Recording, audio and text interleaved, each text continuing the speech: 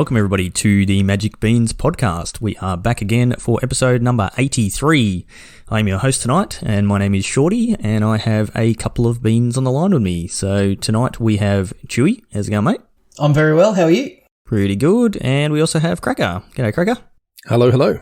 All right, so back again, another episode. Usual normal podcast tonight. Lots of things to talk about as always in the Magic world, but we had a bit of a good weekend actually, or a few days. We had your birthday last week, Chewy. That was well, you're old.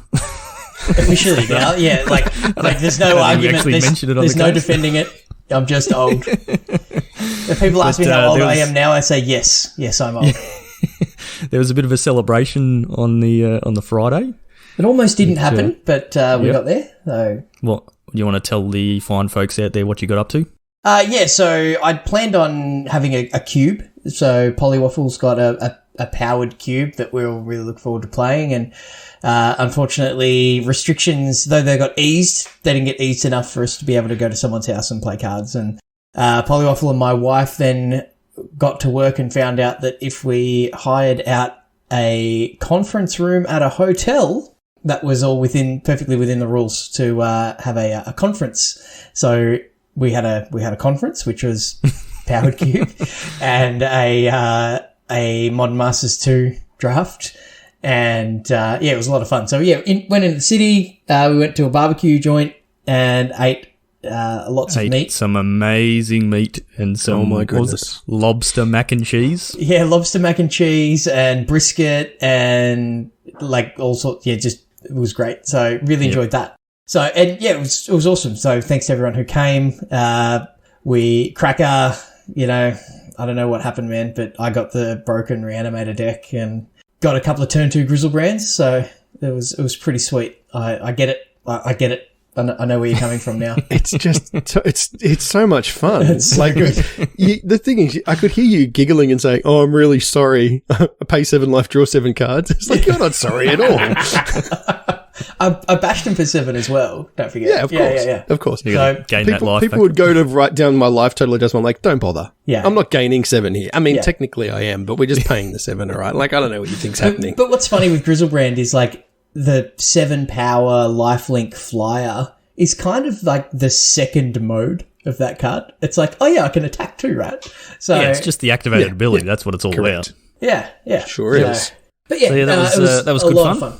Yeah. Yep. And then we topped that off with, on the Saturday, we had our Strixhaven League final stream. So we'll have a quick chat about that in a minute. But before we do, Cracker, do you want to tell us about the awesome sponsors who provided the prizes for that event? Absolutely. Josh and Pat's MTG Bazaar are a Facebook auction page where they have nightly auctions for physical Magic cards. It's really simple. You just join the auction group and there are posts that go up every day. They've got a full-time auctioneer to make sure that they close on time so you don't get sniped out at the last second, except there's the extension. But no, it's fantastic. And look, you can pick up some real bargains. So go and check them out. Josh and Pat's MTG Bazaar. And when you win some auctions, tell them the Bean sent you. Very good. So, yeah, as I mentioned, our Strixhaven League finals were held this weekend just gone. And, we did some streaming.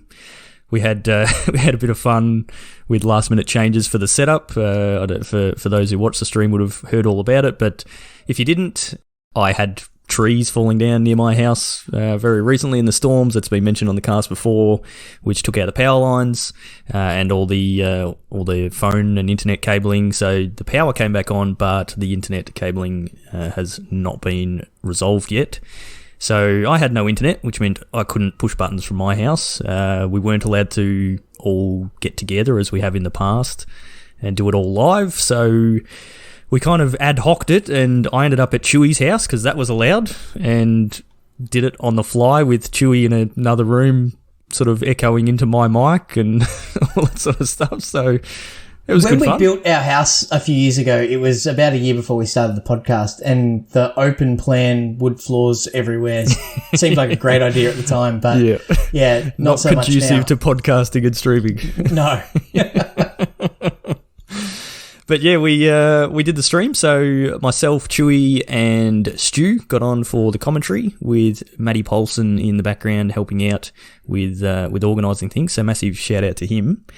Cracker, you were off busy, I don't know, cutting people Working. or something like that. Yeah, exactly. Yeah, cutting yourself. No, I didn't cut myself. I don't do that. Good job. Anymore. Yeah. Making tools for other people to accidentally cut themselves. Yeah. I actually watched a great portion of the stream too. Nice. It was great. Just to like cover off in case people think you're doing something weird. Cracker sharpens knives as like a side business. So yeah, he's not doing anything weird there. No, but what did you think of the stream, Cracker? It was a good one. Yeah, it was. It was excellent. Some really except great for the magic. hosts. Well, no, the hosts were the hosts were great. No, it was a really good show. I mean, considering, like you said, you kind of had to throw it all together at the last minute and do it live. I thought it went very well, all those transitions and stuff, just top notch. Love it. Yeah. Stinger. Yeah, still love the stinger every time. And the Shorty did a great job with the control board thing that you had set up. And that made my life so much easier. That especially because it was because you were streaming and producing, commentating and pressing buttons. Yeah, absolutely. And It's again, good fun. shout out to Matty P for his help on the day. He was organising matches and doing our giveaways and such in the background. So that meant that I could just concentrate on the commentary. Shorty only had 2 things to do, not 3. And given that we were down a cracker and only had half a stew, efforts were invaluable, mate. So shout out to you. Down a cracker and half a stew. That's Is that not the truth? Yeah, there you go. Yeah. No, that is now the title of this episode. Excellent. We might get caught up in some weird filters again. Yeah, let's not do that. New listeners, who knows? So, Yep, that's all right. So, who took it down, Chewy? Yanley, with the, is it Prismari Dragons? Is it Dragons? The blue-red Dragons deck. There we go. Yep. So, was in the winners bracket and kind of had the good run through, beat, Winota and then a couple of Winota decks and just kind of got the job done. Deck is very powerful. One of those decks that just kind of has a whole bunch of good cards in it that are well positioned in the metagame and just really powerful top end because, 5 mana 4/4 hasty flying dragons that make mana. Who would have thought? Good card.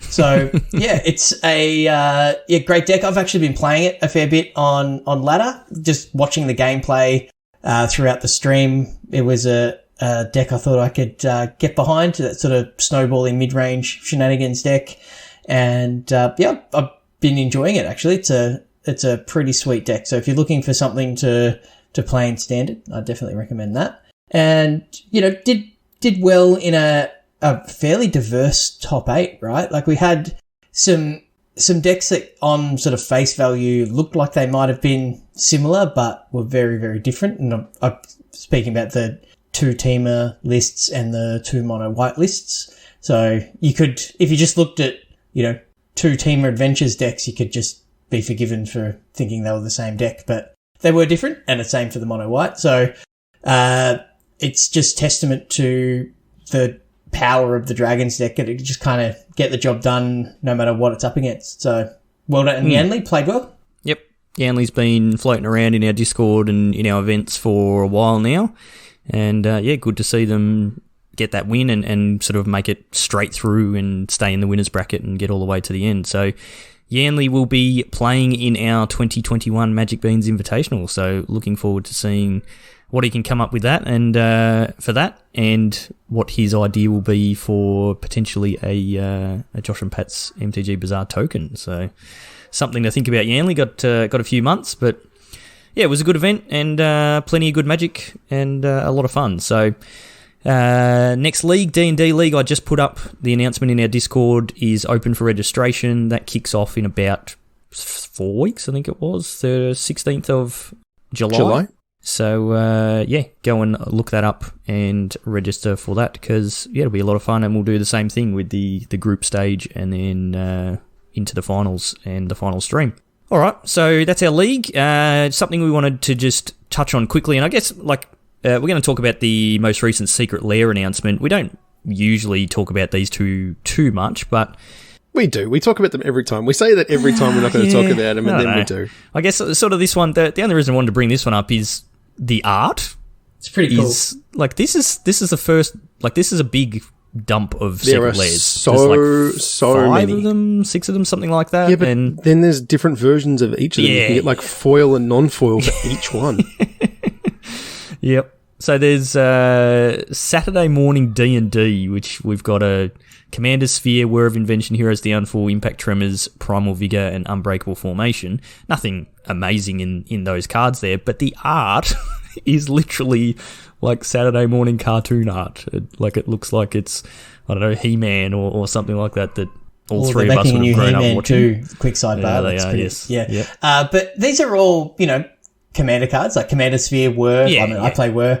Heroes Downfall. I don't know about Unbreakable Formation, but Impact Tremors and Primal Vigor. So there's 5 good cards and a white card. But there's... But these are all cards that 100% see play in Commander, so it's pretty cool. And then the other ones are cool, kind of just the artist ones, right? Yeah. Yep. So what's the next one we've got there? Mark Poole, artist series Mark Poole. Yep, so most famous for Birds of Paradise, right? Yeah. So you've got that. Is that the original Birds of Paradise art? Yeah, it is. Yep. With the volcanic island behind it. Yeah. So you got a Balance, Birds of Paradise, Brainstorm. Interesting art on the Brainstorm. Yeah, very different. Yeah. Counterspell with some old school art as well. Howling Mine and a Wasteland. So the big one in this is picking up Wasteland. I think the Secret Lairs are only $30 US. I like and it. 40 for the foils. Yeah, and the remnants it depends what you want to get, yeah. Yeah, remnants of the City of Brass in the Wasteland. I like that. Yeah, that's pretty cool. Very cool. What's the next one we got, Cracker? Special guest Fiona Staples. So this one's actually pretty cool. It's got some really interesting art, but it's also a bunch of really playable cards. So Dryad of the Elysian Grove, Metallic Mimic, Sakura Tribe Elder, Soulscar Mage, and Spellqueller. So I was actually... all good cards. I was having a look at these with Polywaffle at the end of the day today because we worked together. And yeah, we were just talking about the value in this one in particular. Like you said, Wasteland is like a $30 to $40 card. So if you buy the previous set, then you just get the other cards for free, in quotes. And then same with Soulscar Mage. It's worth an absolute bomb at the moment. Really? It's like a 40. Yeah, because it was a single printing. So it's a random rare from Amonkhet. I should sell that's my just foil. seeing huge amounts of play in Modern. #MTG Finance. Which we'll get to in a minute. Yeah, but then you've got Secure Tribe Elder, which sees play in every commander deck that has green, and then Spellqueller, is a staple in Modern spirits and stuff like that. So there's some really good cards there. Yeah, and cool art again. I really like that style. Just sort of suits and looks really cool. The next one is special guest Jen Bartel. Only 4 cards in this one? Yeah. Yes. Archaeomancer, Bloom Tender, Misa Enchantress, and Meteor Golem. So I'm not sure what the link is between these ones here, but again, I quite like the art on those. It's sort of, what style do you call that? It's I don't know, sort of comic book. There's some difference between all of them. I guess you would call them modern comic book. Yeah, that's fair. Bloom Tender is a really good reprint. That's quite an expensive card at the moment. Yep. Okay, and I wouldn't mind upgrading the Misa Enchantress in my commander deck to that one. I quite like that art. Looks pretty good. The next one, I think you'd be pretty excited about this next one, Cracker. I just told Chris when he places an order to make sure he orders me a foil set of these as well. Because they are the Phyrexian art Praetors. With the Phyrexian language, right? Correct. The Phyrexian language Praetors, which are just insane. I know you guys are aware of this, but the only one that they've done previously to this was a Judge Promo Elish Norn, and they've probably come down a bit now, but up until recently they're about $400 for just a single copy of this because there were so few of them in existence, so hard to get. So these ones are sweet, and yes, I will be getting a set because they're awesome. Yep. Excellent. It must be Mother's Day coming up at some point as well, because the next one is a playset of Mother of Runes. We already had Mother's Day in Australia. Isn't Mother's Day in Australia in May? And probably. Mother's Day's in September? Yeah, I but saw it's a bunch of different. stuff on Twitter celebrating Father's Day. Yeah, last weekend or It's whatever. Yeah, yeah. I guess it's Yeah. different in the States. it is. But yeah, the 4 different art Mother of Runes is pretty cool. All different arts as well, and I like it. Yeah, I don't mind those arts either. Like, Yeah, all extended art as well. Yep. Full art. Yeah, they look pretty sweet. and then we've got an absolute classic. Dan Fraser is back. We have the allied signets and then the enemy signets. So we have all 10 of the signets, which were from original Ravnica. And these cards are played a hell of a lot in Commander. Just about every Commander deck is going to play signets that it's allowed to play. But Dan Fraser is the guy who did the original Moxen. And these signets are all done in the same styling as those original Moxen. So very old school style with the old brown border, all that sort of thing. And they just look, I don't know, I'm not a huge fan of that art, but it just fits for these signets in my opinion. I like brown bordered artifacts in general. Yeah. And Polywaffle, when you're listening to this, when you order the Secret Lair and you order Crackers ones, if I could have a foil set of these, because these straight in cube. I've just upgraded cube with these bad boys. That was great. They're also in my Pauper cube, I'm pretty sure. They look awesome, and there's such really good throwbacks. I mean, the Rakdos Signet has got like a Mox Jet and a Mox Ruby kind of style stone in them together, because obviously it makes red and black. So yeah, very cool interpretations of the art based on how they fit into the guild that they're a part of. Yep. Yeah, very cool. It's pretty sweet. Yeah, the Gruul Signet looks like it's made by someone in the Gruul clan. You're right. Yeah. Yep. As always with the Secret Lairs, you can get bundles and super bundles and whatever else bundles. There's a whole bunch of different things you can get, foil editions, non-foil editions, all that sort of stuff. So I can't remember exactly when these go on sale. I think they're on sale now for the next month. Okay. Don't expect them for a long time. Yep, June 21st to July 23rd. So get in and get those. There's seemingly some really good value there and some really awesome art. So I like go and pick them up. All right. The next thing we want to talk about is Modern. So we spent a fair bit of time over the last few podcasts talking about the Modern Horizons previews. And then, as Chewy said, you guys, I didn't actually get to draft, but you guys got to draft some Modern Horizons 2 for Chewy's birthday. And Cracker, what did you spend your lunchtime doing today? I opened some packs. Some Modern Horizons 2 collector's boosters? Collector boosters, yeah. They weren't mine. Did you have to put on gloves? No, I didn't, but I probably should have, because, man, those packs are bananas. I opened them up and you're like, oh yeah, that's right. Every card is foil. Not quite, but almost. I mean, the extended art Arid Mesa that I opened wasn't a foil, but there was an old border etched foil Misty Rainforest. The cards are just crazy in those things, but I mean, you pay for them too. Those are don't. Not cheap somebody packs. pays for them. I mean, somebody pays for them. That's right. That sounds like a lot of fun. Even if you don't get to keep the cards, just cracking the packs is always a lot of fun and pretty exciting. So, what are we seeing that's actually impacting Modern? So, like when we had Modern Horizons 1, we had Hogak. And very quickly, Hogak caused a whole bunch of cards to get banned, and then eventually got banned itself. There's a few other cards that ended up getting banned out of Modern Horizons 1. So the fear going into this set was, oh boy, what are we going to have this time? What's going to be the new Hogak? And I've heard a few people talking about a few cards that they're putting into the Hogak territory, but I don't know if that's. I think that might be people just sort of clickbaiting their podcast titles and things like that. So, Chewy, what are you seeing in Modern? What's having the biggest impact so far? Probably the card that's having like the absolute biggest impact is probably No Surprise. Although it's funny, like I was really high on this card in preview season, and a bunch of people took a little bit of time to warm to it, but they obviously haven't listened to our card evaluation evergreen, so go back and listen to that. But Urza's Saga, it's doing work in a number of decks. There's a food deck that is kind of a hot topic that plays the what's the card called, Shorty? It is called Asmarano Mardicata Astanicular Dakar. Okay, that is now Asmo. Asmo. Yeah. No, I think that should be the name of this podcast. Should type it out. I can copy paste. Yeah.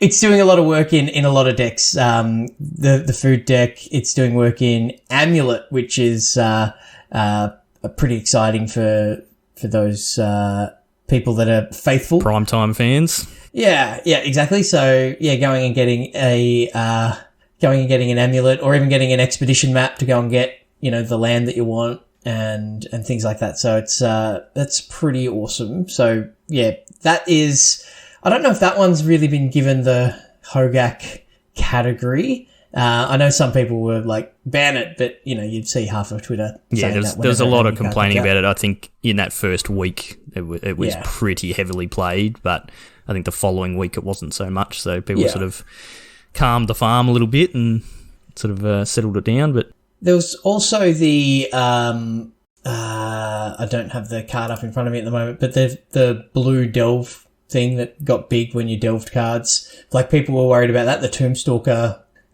style card, but that again is playable but not broken. But Asmo is probably the card that's causing the most concern, I think, for people who are looking to brand something as a Hogak. I don't know why people are looking to brand something Hogak. Because they have to, man. People just want to, right? People want it to be the thing. There is nothing that is clearly, as of today, as obviously broken as Hogak was. There's some powerful cards, but nothing. It's a powerful set, but there's nothing that is just like, why did they do that? And even like Ren and 6, right, had a huge impact. Urza, High Lord, Artificer, or whatever his name is, had a massive set impact as well. So I think there are a lot more in Modern Horizon 1 that kind of immediately stamped their footprint on. Mind you, I think Urza Power decks, like Urza Power cards on that power, that's fine. It's that when they pushed it beyond that with GAC.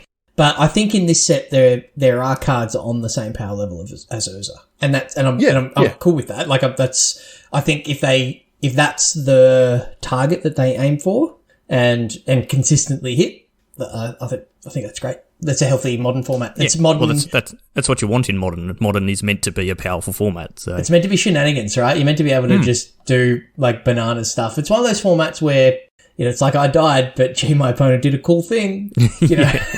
So it's when that cool thing is completely like, you can't disrupt it. It's guaranteed to happen pretty much by turn 3. It doesn't matter what sideboard hate you have and those sorts of things. That's when it becomes a problem, and that was the issue with Hogak. It was, okay, everyone has to play main deck ley lines just to have a chance of beating this deck, and even then the deck still just beats you. That's a problem. But so far, we're not seeing anything along those lines from this set. And I did actually hear, I can't remember, it was on a podcast, I can't remember which one, but apparently someone was saying that when they made Modern Horizons 1, initially it wasn't actually meant to be like a set going straight into Modern.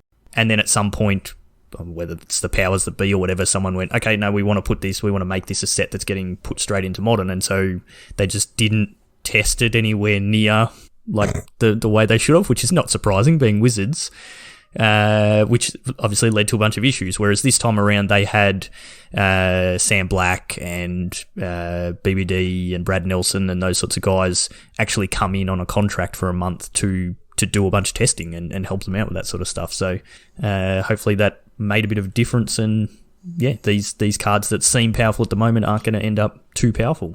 And the other cards that are starting to see a fair bit of play are the pitch spells, the pitch creatures. Yeah, we expected that, right? But I haven't seen the black one causing too much grief in the format, though. Oh, where's my soundbar? Let me point you in the direction of Living End. Oh, right, okay. Well, let's have a talk about some of the decks. So, Cracker, you're a huge Living End fan. You have been. For anyone who's listened to this podcast, they will know this is your deck it's the only deck you own in Modern, although this is a very different version that we're seeing there's Jund versions kicking around. Don't worry about that. Yeah. But the obviously the other big inclusion that, specifically Living End got is Shardless Agent, which is Pretty cool. So it's 1 green blue for a 2/2 with Cascade. And the idea with Cascade spells is Living End is you cycle a bunch of creatures into your graveyard, and then when you cast one of your Cascade spells, you hit Living End, which makes your opponent sacrifice all their creatures, and you get all yours back from the graveyard. It's a beautiful thing. Unless people play like Relic of Progenitus or Rest in Peace or any of those disgusting things that people like to do.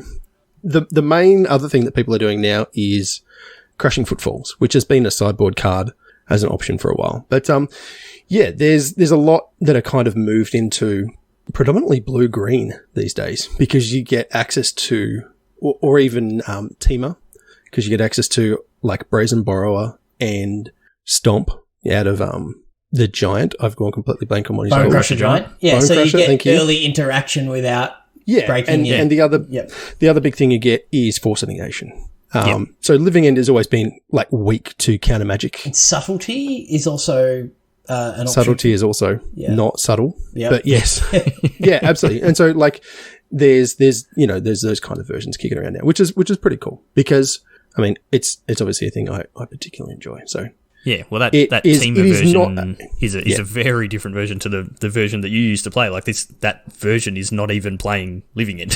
Like it's just a Crashing Footfalls version. But you're able to play, almost a tempo-y, control-y sort of game, and then crashing Footfalls off your Shardless Agents and Violent Outbursts and things like that. So very different. You still play Living End because when you evoke your creatures, you're cycling all your stuff. Yeah, you're cycling and you evoke your creatures. You evoke Grief, and then it goes to the graveyard, and then you just bring it back again with Living End. So.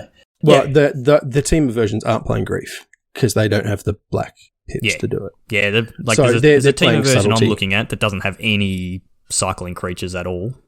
Yeah, there's lots of different ways to build it. Yeah, and then there's a Living End version that has, still all the cycling stuff, but is a whole mix of colours.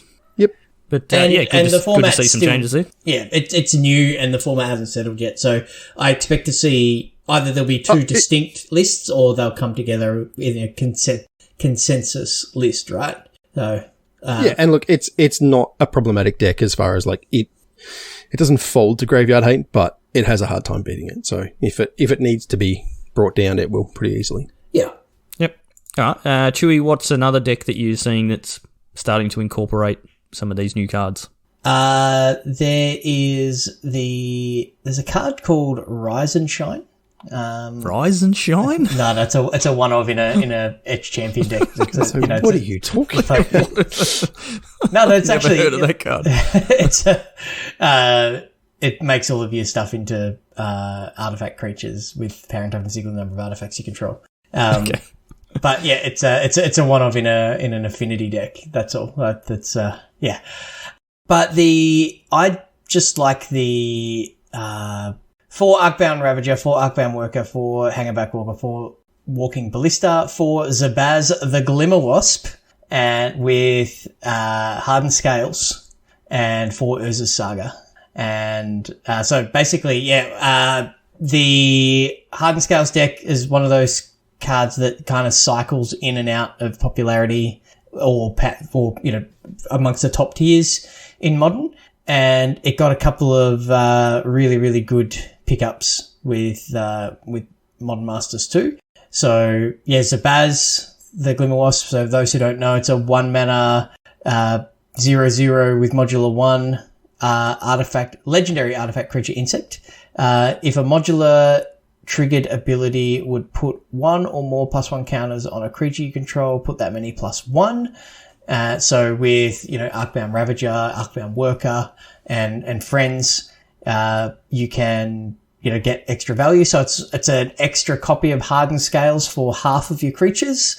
It's got modular itself, destroy target artifact you control. So you can, sacrifice something to put counters on an Ozolith or vice versa.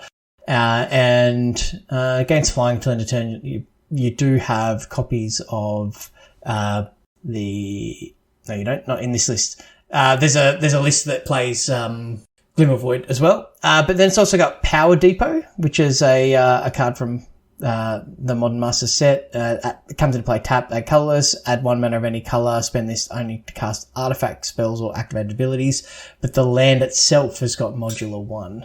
So it's an artifact land. Sorry. So with Arcbound Ravager, you can sack that to move counters around. So it's, be a really hard deck to play against, I think, and a hard deck to pilot well.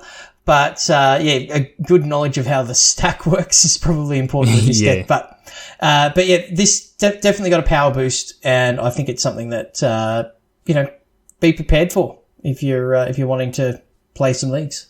Yeah, Urza's Saga being able to be almost like a toolbox, like it's playing like one of, well, the list I'm looking at has like one of Welding Jar, one of Animation Module, plus your Ozoliths. Yeah, Urza's Saga can plus get 0 or 1. Oh, yep, sorry, 0 or 1, yep. Yep, and then in your sideboard you've got, bullets like 1 Grafdigger's Cage and 1 Tormod's Crypt and those sorts of things, Pithing Needle. Yeah. So you can just go and search them up. So just go and get Automation Module, that's pretty good, yeah. Yep. Or you could get Zabaz, right? Yep. So this is definitely a deck that takes advantage of Urza's Saga, but a couple of other inclusions as well. I like it. Yeah. All right, what jumps out at you? So I guess I'll probably have to talk about the cat decks. Since I've played so much of them in Standard, but we're seeing quite a lot of decks running Asmo, or however you want to say the short version of that. There's a blue-red or a Grixis version that's getting around playing Asmo with like Emery, Urza, those sorts of things. So a bit more of a almost sort of controlling version of a list and sort of bringing things back out of the graveyard. But the version that I'm quite a big fan of is a green-black version. So you're playing. It's literally a food deck. Like Asmo, in case you can't remember, is the name is so long that there was no room to fit a mana cost on the card. So it has no mana cost, but it says as long as you've discarded a card this turn, you may pay either red or black. So it's a hybrid Rakdos to cast this spell. And when it enters the battlefield, you can search your library for a card named the Underworld Cookbook, which is an artifact, which is actually quite good. Reveal it, put into your hand, and then you can sack 2 foods, and it says target creature deals 6 damage to itself, which is interesting wording, the way that's worded. That can certainly help to get around a few things. So there's that. You're running cats, geese to generate those foods to go with Asmo. Got Street Wraiths just for cycling to count as discarding a card for Asmo as well. 4 Feasting Troll Kings, the standard all-star that I spent a bunch of time playing and was just never quite good enough in standard, which is 2 and 4 green for a 7/6 Vigilance Trample. When it enters the battlefield, if you cast it from your hand, you create 3 foods, but it's also got sack 3 foods and you can return it from your graveyard to the battlefield, but you can only do that during your turn. So bunch of stuff generating food. You're discarding cards to various things to get your Troll Kings into the graveyard and then bring them back with all the food you're generating, and the foods you're sacrificing you generating you can also use as removal. Also plays 4 Finale of Devastation, which again is a recent card in Standard, but it's X green. You can search your library for a card with converted mana cost, a creature card with converted mana cost X, library or graveyard actually, which is pretty important. Put it onto the battlefield. So because Asmo has no mana cost in the top right hand corner, its mana cost is 0, or its mana value is 0, so you can just pay green and go and get Asmo and put it onto the battlefield, which is pretty nice. Got a couple of one-offs in Pithing Needle, Shadow Spear. You can go and search those up. You're playing 4 Urza's Sagas in this deck as well. 4 of the Underworld Cookbook, which is the artifact that Asmo searches up, which is a 1 generic mana for it's got tap, discard a card, create a food, so gives you a discard outlet so you can drop your Feasting Troll Kings in the graveyard or your Asmos. That works really well with Oval Chase Daredevil, right? Yeah, so I completely missed that card, yep. Yeah, so we'll come back to that one. Okay, sure. Yep, so Oval Chase Daredevil is the card that combos with Underworld Cookbook, so it's a card that saw, I don't think, any play. It's 3 and a black for a 4/2. Not really very good, and that's not what you're using it for, but it says whenever an artifact enters the battlefield under your control, you may return Oval Chase Daredevil from your graveyard to your hand. So if you activate the cookbook, discard the Daredevil is in your graveyard when the food is created. The food is an artifact token, so the Daredevil just comes straight back to your hand. So you can just tap it, discard your Daredevil, create a food every turn, and then use that food for the various other things you're doing.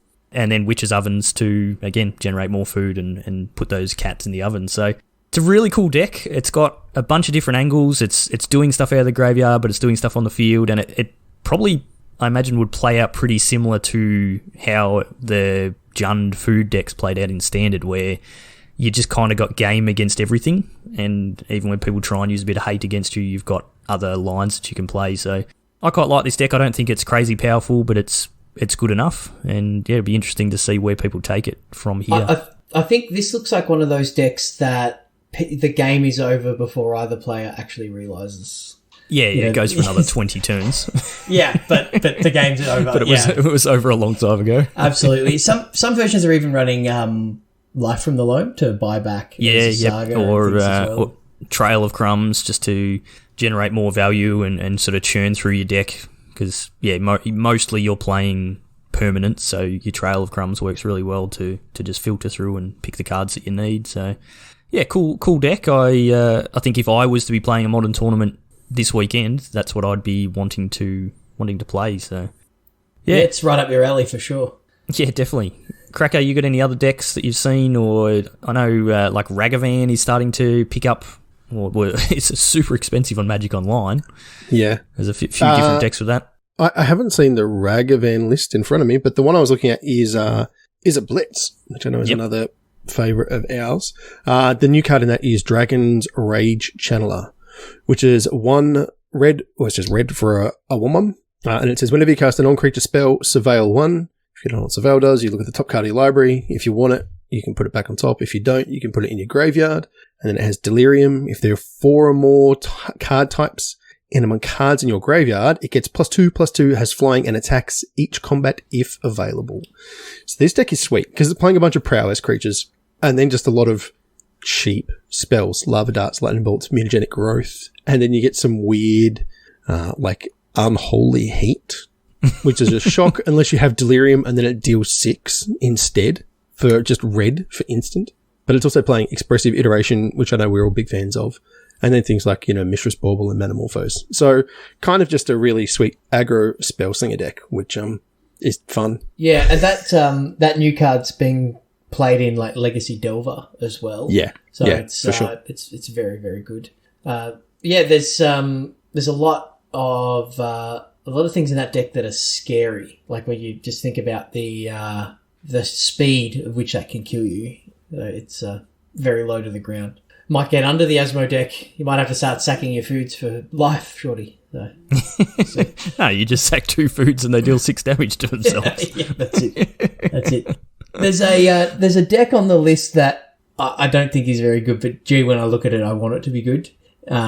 It's from Jiggly Wiggly on the 5/0 deck dump, and it's got 2 copies of Storm the Vault in it, which I played. I've got like foil pre-release copies of those. Please, let that be worth a lot of money all of a sudden.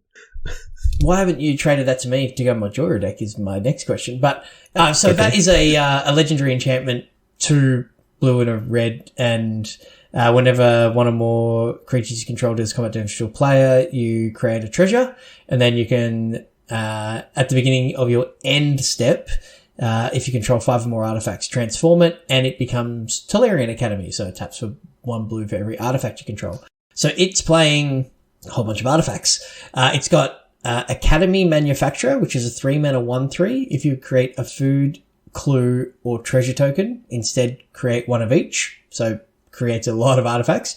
Emery, Gilded Goose, Lonus, Cryptozoologist. If you don't know what that is, it's a 2-mana 1/2 Snake Elf Scout. So go and look it up. It's very simic. Thought Monitor is affinity for artifacts, flying. When it enters battlefield, draw 2 cards. So pretty good divination.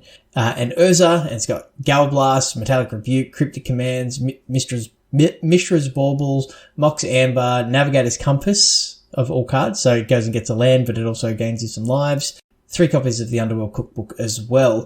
And it is a very, very cool deck. It did manage to 5-0 in a league. I don't know if it's got the different angles that it could play on to give it the longevity of some of the other decks we've seen, but very cool deck. Very, very It's cool also deck. a Yorion deck, worth pointing out. Yes, it is. There's Just 80 cards in there. 80 card Yorion deck, yes. Just chilling. It's got to fit all those 80 extra cards artifacts and in. 3 Lightning Bolt in the sideboard. So, yeah. Sure. That seems that you Yeah. got to make room for the Yorion somewhere. Exactly. 4 copies of Gingerbread Cabin in the mana base, which, this deck's sweet, man. It's got the new Yavimaya, which is the green Urborg as well. So, cause why not? So yeah, it's a really, really, cool deck and like well done for brewing that up, Jiggly Wiggly, and going 5-0 with it because now we get to talk about it. So I think it's a very sweet deck. Very, very sweet. Bit of a meme. We've seen a bit of an update to Death Shadow. There's a Grixis Death Shadow list getting around that's running 4 of the Dragon's Rage channelers that Cracker read out before, and then 4 of the Ragavan, which is the token that Kari Zev created from Kaladesh. So it's a single red for a 2/1 legendary monkey pirate. Looks pretty gangster. It says, whenever Ragavan deals combat damage to a player, create a treasure token and exile the top card of that player's library. Until end of turn, you may cast that card. But also has dash for 1 and a red, which you can cast it for its dash cost and it comes out with haste, but you return it back to your hand at the end of turn. So dash is a mechanic that's actually, in aggressive decks is really good because your opponent can't wipe your board when you keep bouncing all your creatures back to your hand. So it's a way of just going, oh, yep, you've tapped out your creatures or you've attacked me and you've got no blockers. Sweet, I can dash this dude out, get in for 2, effectively draw a card off the top of your library and create a treasure. So pretty good value there. And then Scourge of the Skyclaves, which we've been seeing for quite a while in the Death Shadows list, but also picking up Expressive Iteration, and then all the usual things, Inquisition, Thoughtseize. We do have Counterspells, that's another big addition, Fatal Push, Lightning Bolts, a couple of Unholy Heats, and the usual Mishra's Baubles. So big fan of the Death Shadow decks, and yeah, I wouldn't mind giving this a crack as well and seeing how these new cards play out. I think that the Dragon's Rage Channeler would go really well in this deck as well. You're gonna hit that Delirium generally pretty easy in this sort of deck. I think Counterspell's a really interesting card. It was something that worried a lot of people when we found out it was coming into Modern. Everyone was going to just think it was just going to be blue decks everywhere and no one was going to get to play games and it was just going to be like Teferi mirrors and stuff. But I think because Modern's so powerful, Counterspell is just one of the checks and balances that the format has and needs. So I'm glad we've got Counterspell in the format for that reason. So me too. It's just better. I mean, better Mana Leak, right? Yeah. Yes. but just like in reality, like there are not many games of Modern where Mana Leak isn't effectively Counterspell. Exactly. Yeah. So yeah. Yeah. Yep. I like There's one more deck I want to talk about because it would be remiss if we didn't talk about the Tropical Fish. Oh, you're not talking about the Cats deck? No, I don't care about the Cats deck. 4 copies of Feline Sovereign in it. No? Okay, all right. No, we got to talk about Fish. Merfolk. Merfolk is back, apparently. It's a thing. They picked up a couple of new cards. So there's one called Tide Shaper, which is blue for a Merfolk Wizard, unsurprisingly. It's a 1/1, but it has a kicker cost of generic. So you can pay 2 mana. And it says, when Tide Shaper enters the battlefield, if it was kicked, target land becomes an island for as long as Tide Shaper remains on the battlefield. Tide Shaper gets +1/+1 as long as an opponent controls an island. Pretty good. Pretty good against Urza Saga. Pretty good against, Urza Saga. Pretty good against modern mana bases. Yeah. They tend to be pretty greedy, and you play a lot of, shocklands and things. And, if you've ever had your, like, 1 green jewel land turned into, an island, it doesn't feel very good.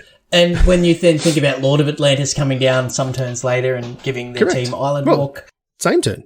Same turn. Next turn, you're playing Aetherfile, so it comes down to the next turn. Exactly. So the deck used to play Spreading Seas, right, to get that disruptive element. Now you get a body attached, which gets pumped by your lords. You get a 2/2 instead of a draw card. Yeah. The other card that it has picked up is called Sylvelin of Sea and Sky, which is 1 blue for a legendary creature Merfolk God. It's a 3/4, which is pretty nutty rate. And it has indestructible as long as you control at least 2 other Merfolk. And when it attacks, draw a card. Other Merfolk you control have Ward 1, which is if you want to target with a spell or ability, you have to pay an extra mana to do so. So people used to play like Kira the Great Glass Spinner in this slot. It had the same sort of effect where you had to effectively target a creature twice, but it wasn't a Merfolk, so it didn't synergize with the rest of the stuff. And is Kira a 2/2? Yeah, 2/2 so flyer. this is a much better beater. And, you know, if, like you said, you've got a lot of Atlantis or something in there, giving all your Merfolk +1/+1 on Island Walk, like a 4/5 Island Walk protecting all your things that's indestructible and drawing you cards. Yeah, that's a real thing. That's a real fish got real all of a sudden. And then, you know, it's still at 8th of Isle, and they're playing Chalice now, which I don't know that I've seen a lot of before, which I think is pretty cool. Yeah, right. One thing you said, Chewy, there was the interaction with these sorts of cards and Urza's Saga. Do you know why that works and how that works? Layers. Yeah. So Urza's Saga is still a saga, so it still has the saga chapter counters on it. Look, I'll prefix this with I'm not a judge, but so because it's still a saga as its super type, it is still going to tick down until it doesn't have any chapters on it anymore, and then you're going to have law counters, and then it's going to have to get sacrificed. So if you play that Merfolk that turns into an island, it's an island with a bunch of law counters on it, and it eventually dies. I think it actually dies. No, from what I've heard, it actually kills it straight away. Yeah, I know Blood Moon just kills it straight away, so the other one probably does the same thing. So anything like this, you know, Spreading Seas, Blood Moon effect, that sort of thing, from what I've had it explained to me or heard it on podcasts, is when it becomes an island, it's losing all the saga text, which means it is a saga that has no chapters, which means it just automatically gets sacrificed. Yeah. So it's a bit weird, but as soon as it is no longer a saga, it just dies. So yeah, this thing is literally just blow up a land, and Blood Moons and Magus of the Moon, that sort of stuff, which Magus of the Moon has picked up in play quite a bit thanks to is it Imperial Recruiter, or is it the one that was in the set? You can go and fetch that up, and just straight up kills Urza Sagas. So something to be aware of. Yeah, absolutely. And, you know, again, another check and balance that, you know, if Urza Saga rises in popularity, so will those cards, and it'll ebb and flow. Yep. So I can bust out my 4 different Blood Moon arts and play those. I got a foil extended art Blood Moon for my birthday. Pretty excited about that. Goes really well with my whiteboarded ones. So, Shorty and I were both playing I think we were playing Modern, and we both had Blood Moons in our sideboard, but we all had different ones. And I'm like, you've got whiteboarded ones and blackboarded ones. I don't mind the whiteboarded ones. Here, I'll swap you my blackboarded one. So at least all yours and all of mine were the same border type. So it's, yeah. I think you're doing that wrong. If you're playing Blood Moon, you should just have 4 different types just for max tilt. Yeah. That's why I do it. Well, I guess I can do that now. They're different arts. It's just a whiteboarded. So, but what I can do now is I can play my whiteboarded Blood Moon and turn Shorty's whiteboarded Shivan Reef into a mountain. So it can't be any worse than Cracker's one of whiteboarded island in his draft deck. Yeah, in limited. So much fun. Yeah, I did it on purpose. Chris turns up with his full land station with all the unhinged lands, and you know, Cracker's everything's all pretty. I got some whiteboarded boys. I'm good. Come prepared. Yeah, correct. Very good. I was really hoping to get paired against Chris just so I could play it, because he twitches something fierce. It's hilarious. Absolutely. All right, so the last thing, I think we'll wrap that up on Modern there. So, unfortunately for us, we're basically just not going to get a chance to play Modern because there's no paper tournaments. Although there are some tournaments we could probably go to, like starting up at our LGSs with caps on attendance, but maybe we'll have to tee that up for one of those spare nights in the week that we all have. Don't exist. Yep. Okay, so that's never going to happen. But yeah, hopefully we will get maybe a Saturday Modern or something in the next couple of months. We can get out and play before the format gets too broken or too solved. But yeah, if you're keen on Modern or you're in an area where you can play or you're on Magic Online, I think it's a pretty good time to be playing. Although if you are playing on Magic Online, you probably want to have a rental service because I think the card prices are pretty crazy at the moment just due to availability of the cards on there. So keep that in mind. That's because everyone's buying them, not renting them, just quietly. Yeah, probably, yeah. Yeah. So the last thing we just wanted to touch on, so we have our one-day historic event coming up next weekend, not this weekend, so in a week and a half's time, Saturday the 3rd of July. This will start at 11 a.m. Melbourne time, Australian Eastern Standard Time. And Chewy is planning on streaming that one, aiming to potentially with a guest. We'll see how that goes. Yeah, just waiting for work rosters to be printed, but yeah, pretty excited to have a guest, special guest commentator. So this will be commentator. This will be same as the last one-day events. It's part of our Magic Beans tournament series. You can earn yourself some invitational points. There will be cash and prizes up for grabs, as always. Again, thanks to Josh and Pat's MTG Bazaar. So, if that time suits you, come and play. With Arena being on phones and mobile devices these days, there's no reason why you can't just play while you're sitting on the couch or getting around. Same way I did with that Game on Oz tournament, whenever that was, a month or so ago. Just played the whole thing on my phone and all good. So, yeah, definitely put that in your calendar and jump into our Discord to come and play in that. But we just wanted to have a quick touch on how the historic metagame is looking. So, Cracker, what's going on in historic at the moment? What's the big deck? Because we saw, obviously, we had this card's called Brainstorm. Well, we had the banning of Time Warp. So this is a post Time Warp ban. How are we looking? I mean, is it Phoenix? Is chilling on top at the moment from what we can see. Coming back. Ben Chickens. And look, just a bunch of other stuff. So there's some pretty spicy things. Chewy's fan fiction has taken things. I don't know if we jumped the shark there or what, but with the 5-color Nev being an option again in the format is I know J Mud's pretty excited by that, and I was no, it was great. I loved it. I saw that, so yeah, I don't know. I wrote like 2 paragraphs or something to try to get J Mud excited. I don't know if he did, but we're looking at numbers based on 1 week and like MTG Melee data, so 450 matches worth. So not a definitive data set, but certainly a good indication of where things are at. And let's go. If I just look down the left-hand side of this little table we're looking at, I'm going brainstorm deck, brainstorm deck, brainstorm deck, brainstorm deck, not brainstorm, brainstorm, not brainstorm, brainstorm, and then other, which may or may not have brainstorm in it. So it's like brainstorm format, right? So did they ban the right card? I don't know. But or did they ban enough cards? I'm not sure. But be prepared to play against brainstorm decks, have answers for them, or if you can't beat them, join them. Make sure you're playing a deck with brainstorm in it. Okay, can I talk about one of these decks real quick? Yeah, go nuts. This one is called Is It Creativity? And what is that? It's just, so my favorite commander deck that I've built is the Locust God deck, which is, funnily enough, a brainstorm deck. But one of the cards that you can put in that is called Sage of the Falls.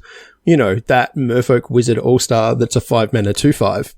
It says, whenever Sage of the Fall or another non-human creature enters the battlefield under your control, you may draw a card. If you do, discard a card. And the Locust God says, whenever you draw a card, create a 1/1 blue-red insect token creature, flying and haste. So you get those 2 on the battlefield and you just draw your deck. You got to stop before you deck yourself. It is a May ability, so you don't have to do it, which is really good. And then those are the only creatures in your deck. Okay. And then you just play a bunch of spells and you're playing Dwarven Mines. And the idea is that you, indomitable creativity, you sack 2 Dwarven Mine tokens or like some sharks from your Shark Typhoon. And then you get a Sage of the Falls and a Locust God and you draw the deck and attack them for like 50 on the spot. Okay. Seems pretty cool. Seems good. Seems like That's a lot of fun. There are some infinite combos I can do with my commander deck, and like it's just hilarious because you just draw your cards and you're just drawing cards. I mean, like, come on, what else do you want to do in Magic? Drawing cards and dealing damage, that's just perfect. Yeah, I like it. Shorty, you're pretty excited to see the bin chickens up top there. Oh, so we've probably got, there's a percentage of our listeners that are not Australian. Not from Australia. Yeah, so we have a bird here called an ibis. I don't know if it's native to Australia specifically, but it's a waterfowl. It's got like long legs and a big curvy beak, and it's a bin scab. It just gets into the bit. Like if you go to a park or it's like a trash panda. Yeah, it's our version of a trash panda. Exactly. Yeah. So, and we just call them bin chickens. Raccoon? Raccoons? Yes. Yeah. Yes, that's right. Yeah. Yep. So, it's funny though, because it looks like this really elegant kind of bird, and it's just until you just see him foraging around in the most feral garbage at the tip and stuff like that. It's like raccoons look cute, right? Until they're got a banana peel on their head or whatever. But so bin chickens, bin graveyard, right? Graveyard. Everyone gets it now. Yeah. Yep. Birds. Chickens. Is it Phoenix bin chickens? Yep. I think did you put a command or something in our Discord? That you can actually. I did. Yeah. So if you do like double square bracket bin chicken, it'll bring up the artwork for the Phoenix. Nice. I like it. Very good. But yeah, glad to see that back on top. I'm pretty sure that's what I'll be playing for for our historic event. If it's doing well in the meta, it is a deck that I really like, and I have all the cards for it, so definitely going to play that one. It looks like it's got pretty good matchups across the board. A couple of really poor matchups in Azorius Auras and the Izzet Creativity deck that Cracker was just talking about. So Cracker's going to smash you. Yeah, probably. That's fine. But what's taking your fancy, Chewy? What are you liking out of these? I like Niv. I'm a Niv Mizzet fan since Niv was first played, so probably that. But card availability will play a part in it for me, like it always does with historic. So if I can get that together, I will. It's a fun deck to play on stream. I'll be looking for fun and interesting decks to play whilst I'm streaming rather than trying to, be super sweaty. I'm not going to play mono red or Jeskai control. I want something that's got some play to it and is going to be interesting for people to watch, but I may also default to the mono brown deck because that's what I've got. And I've been playing that a little bit lately in preparation for this to try to see what the format was like, and it's not as bad as I thought it was. It was really bad when Time Warp was a thing, but yeah, now that there's a bit more diversity, I mean, there's a lot of brainstorm, there's a lot of different brainstorm decks. It's okay, but yeah, Niv. If I can get the card together, Niv. Yep. Very long way to answer that question. Yeah. And Cracker, I assume you would be playing the Izzet Creativity deck if you could. I mean, if my dad didn't have his auction for his house that day, I would be looking woefully at how many wildcards I have as compared to how many I need to build that thing. Yep. I've just got this image of Cracker on his phone and winning a game and going, yes, and the auctioneer going, sold! To the guy next to the guy who's here. Sold to the son of the owner of the house. Wait, hang on. That's not how that works. The other deck that I really like the look of is Blue-White Auras. Yep. We've talked about that a bunch of times. It's kind of changed from the Black-White Auras version to a Blue-White. It gives you Spell Piercer's interaction and also Selfless Savior as some protection, which I think is cool. And you get Lurrus and obviously Graveyard Insight. It's the blue-white enchantment, which goes really well. Yeah, and also Aether Tunnel, which is a card that I didn't remember because I don't remember cards from M19, but it's one in a blue. Enchant creature gets +1/+0 and can't be blocked. So unblockable giant things are a pretty good way to close out games. Giant lifelinky things that draw cards. Yep. Yeah. Yep. Seems good. So yeah, historic. The format's changed a little bit with the banning of Time Warp, but I guess we sort of have to see. We haven't had a ton of data. But it's we've said this before, Historic's kind of become a format that's similar to Modern, where there's just tons of powerful decks, and you can really just kind of play whatever you want. And especially if you're playing in our events that are effectively casual events, you can just play whatever you want. Like, just go for it. And there's so many cards in the pool now that you've got so many options for what you can build. You can pull that deck out of Standard that you rotated not that long ago and do a few additions to it, and all of a sudden it's a fun deck to play in Historic. So, it'd be interesting to see what people come up with. I've seen, Teamer Adventures, just with updated mana bases running around I'm like mid-platinum or whatever. So there lots of standard decks out there that have just been ported over. So that's what Historic was for. And just update your mana base and add Brainstorm, and away you go. Yep. So if you haven't signed up for the event because you don't think you've got a historic historic deck, chances are you could pretty easily convert your current standard deck or a standard deck you've built in the past. And worst case, literally just play the standard deck. It will be legal in Historic, so just come and play that. It's going to be a lot of fun anyway, and you never know, you may just completely fluke it and end up getting a few of those beans points and a little bit of cash in your pocket. So, July 3rd, week and a half's time. Make sure you sign up for it. That one, we're trialling a new system where the pairings and everything are actually going to come in through Discord. So, just jump into our Discord. There's a channel for the one-day Historic event. And, all you have to do is react to the post that's on there and you'll be registered for the event. So, I think that's going to do us for tonight. Just the usual wrap-up. So, like I said, get in that Discord for those events, and as I said earlier, the D&D League is now open, so you can go and register for that one. Got plenty of time, so we'll be reminding you between now and then before everything closes.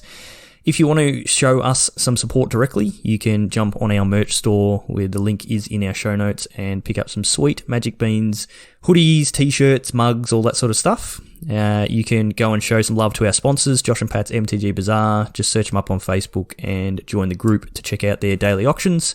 We're on YouTube, Facebook, Twitch, and Twitter. All of those places, just search for Magic Beans or Magic Beans Cast, and you'll be able to find us on there. If you want to find me on Twitter, I am at Peace Inc. Chewy, you are? At Chewy MTG. And Cracker? At Joel Hill _ Very good. So that's going to do us this week. Thank you as always for listening. Stay safe out there, and we will see you all next time.